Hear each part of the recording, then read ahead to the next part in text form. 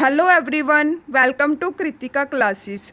Friends, जैसे कि आप जानते हैं कि एफएसएसएआई द्वारा food analyst, technical officer, CFSO assistant, इन सभी पोस्ट के लिए जो एग्ज़ाम है वो अभी मार्च में कंडक्ट करवाया गया था। जो एग्ज़ाम ख़त्म हुए हैं असिस्टेंट इन सभी पोस्ट के लिए 31 मार्च को ये एग्ज़ाम अभी ख़त्म हुए हैं और एग्ज़ाम ख़त्म हुए को सिर्फ 4 दिन बीते हैं और एफएसएसएआई ने जो अपनी आंसर की है उसे रिलीज़ कर दिया है। तो आई होप कि आपने अभी तक आंसर की चेक कर ली होगी। अगर आपने अभी तक आंसर की चेक नहीं की है तो उसका लिंक आपको डिस्क्रिप्शन बॉक्स में मिल जाएगा। आप उस लिंक पर क्लिक करके अपनी आंसर की चेक कर सकते हैं। और इस वीडियो में आगे हम अलग अलग पोस्ट की जो कट ऑफ रहने वाली है, एक एस्टिमेटेड कट ऑफ, उसके बारे में डिस्कस करेंगे। लेकिन उसके बारे में डिस्कस करने से पहले हम सबसे पहले देख लेते हैं कि जिन कैंडिडेट्स की आंसर की डाउनलोड नहीं हो रही है वो अपनी आंसर की कैसे डाउनलोड कर सकते हैं। फ्रेंड्स, जैसे ही आप लिंक में दिए गए डिस्क्रिप्शन बॉक्स में दिए गए लिंक पर क्लिक करेंगे तो आपके सामने ऐसी स्क्रीन खुलकर आएगी। यहाँ पर आपको अपनी यूज़र आईडी, पासवर्ड और ये कैप्चा कोड यहाँ पर फिल करके लॉगिन कर लेना है। तो चलिए हम सबसे पहले यहाँ पर डिटेल फिल करके लॉगिन कर लेते हैं। जैसे ही आप लॉगिन करेंगे तो आपको आपके सामने ये पेज खुलकर आएगा। आपको यहाँ पर इसे क्लोज़ कर देना है। फ्रेंड्स, ये जो साइट है, वेबसाइट है, ये मैंने डेस्कटॉप मोड में खोली हुई है।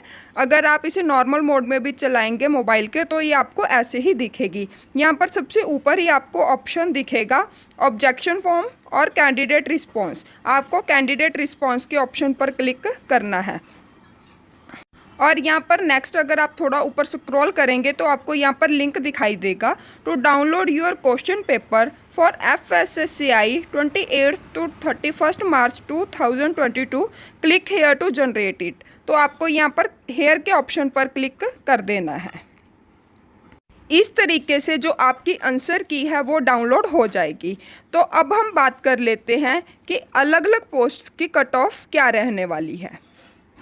फ्रेंड्स, इस जो एग्ज़ाम है इसमें कोई भी नॉर्मलाइजेशन नहीं होगी क्योंकि ये सभी एग्ज़ाम हैं जो अलग अलग पोस्ट के वो सिंगल शिफ्ट में लिए गए हैं। तो आपने अपने आंसर की के मुताबिक जितने भी आपने अपने मार्क्स कैलकुलेट किए हैं उसके बारे में आप कमेंट बॉक्स में कमेंट ज़रूर कीजिएगा और साथ में अपनी पोस्ट के बारे में भी लिखें।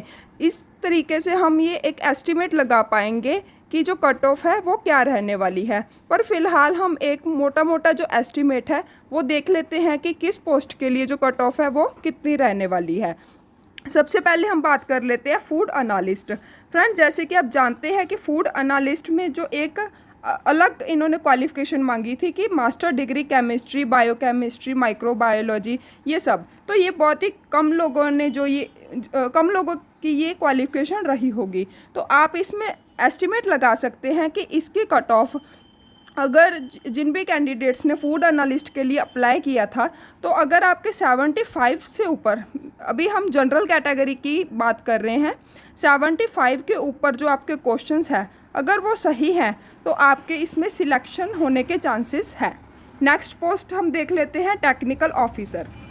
और इस पोस्ट में भी जो क्वालिफ़िकेशन मांगी गई थी वो एक डिफरेंट क्वालिफ़िकेशन मांगी गई थी जिसमें कि master degree from a recognised university in chemistry और बायोकेमिस्ट्री और इसके अलावा पीजी डिप्लोमा फूड सेफ्टी और फूड साइंस में। तो ये भी एक अलग क्वालिफ़िकेशन है जो बहुत ही कम लोगों की रही होगी। तो आप भी इसमें भी आप मान सकते हैं कि अगर आपके 80 के अबव, 70 से लेकर 80 इतने क्वेश्चंस अगर आपके बिल्कुल एक्यूरेट हैं तो आपके इसमें सिलेक्शन के चांसेस हैं जो वो बन जाते हैं। नेक्स्ट हम बात कर लेते हैं central food safety officer. Friends, इस पोस्ट के लिए बहुत सारे लोगों ने अप्लाई किया था और जो इसमें भी जो क्वालिफ़िकेशन मांगी गई थी वो फूड टेक्नोलॉजी, डेयरी टेक्नोलॉजी, इन सभी में जो मास्टर डिग्री मांगी गई थी। तो इसकी जो कट ऑफ है वो डेफिनेटली 85 के अबव, 85 क्वेश्चंस, अगर आपके 85 क्वेश्चंस बिल्कुल एक्यूरेट हैं तो इसमें आपके सिलेक्शन के चांसेस बन जाते हैं। और फ्रेंड्स, एक और बात कि जो एफएसएसएआई ने क्या किया कि जो अलग अलग पोस्ट के एग्ज़ाम थे उनमें जैसे कि आप मान सकते हैं कि अगर 6 सब्जेक्ट्स थे तो अगर उसमें 4 सब्जेक्ट्स के क्वेश्चंस इजी दिए तो 2 जो पोर्शन था उसमें बहुत ही डिफ़िकल्ट क्वेश्चन डाल दिए। जैसे कि असिस्टेंट में उसमें FSSAI ने जो FSSAI वाला पोर्शन था उसके जो क्वेश्चन थे वो बहुत ही डिफ़िकल्ट डाले थे। इस वजह से जो असिस्टेंट में बच्चों का कैंडिडेट्स का जो एग्ज़ाम है वो थोड़ा इतना अच्छा नहीं गया। नेक्स्ट हम बात कर लेते हैं असिस्टेंट पोस्ट के लिए, और इसकी जो कट ऑफ है वो सबसे ज़्यादा हाई रहने वाली है, क्योंकि इसमें क्या एनी ग्रेजुएट जो इसकी क्वालिफ़िकेशन है वो रखी गई थी। तो अगर हम इसकी कट ऑफ की बात करें तो जनरल कैटेगरी वाले जो स्टूडेंट्स हैं, अगर आपके 90+ क्वेश्चंस, आप मानकर चले कि अगर आपके 90 जो क्वेश्चंस हैं वो बिल्कुल एक्यूरेट हैं और आपके 360 मार्क्स बन रहे हैं, तो आपके इसमें सिलेक्ट होने के काफ़ी चांसेस बन जाते हैं।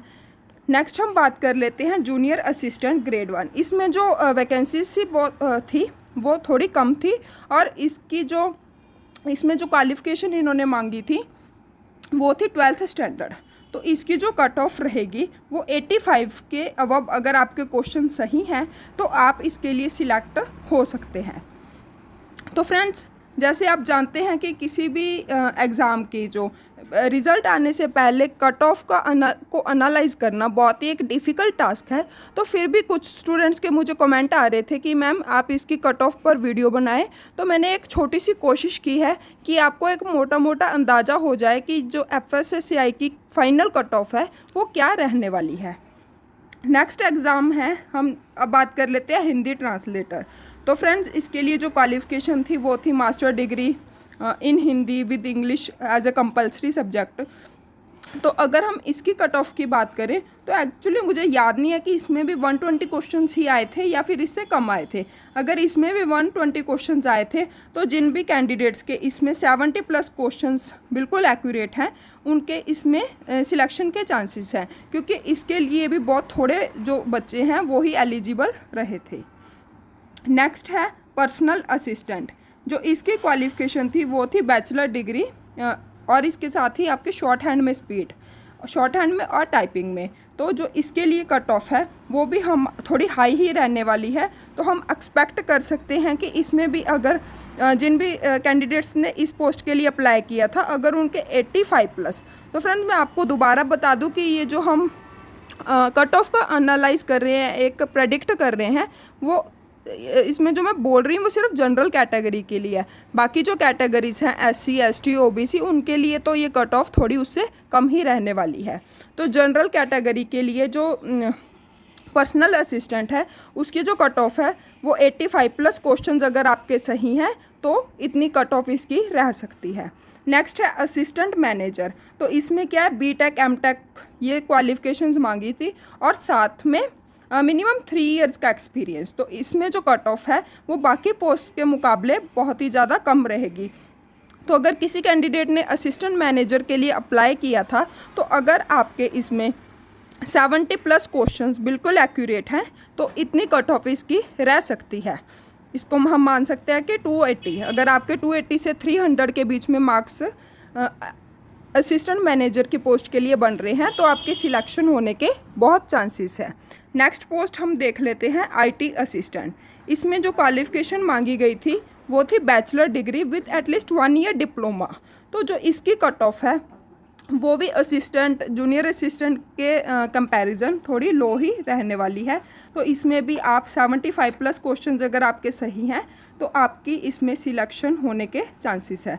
तो सबसे लास्ट हम अब बात कर लेते हैं असिस्टेंट मैनेजर की पोस्ट के बारे में। इसमें पोस्ट ग्रेजुएट और डिप्लोमा इन जर्नलिज्म और मास कम्युनिकेशन इस तरह की जो क्वालिफ़िकेशन है वो मांगी गई थी। और इसके लिए भी अगर हम किसी पोस्ट में अगर सिंपल ग्रेजुएशन की डिमांड की जाती है तो उस पोस्ट के लिए अप्लाई करने वाले जो कैंडिडेट्स हैं उनकी जो संख्या है वो काफ़ी ज़्यादा रहती है। तो इस वजह से कट ऑफ भी काफ़ी हाई रहती है।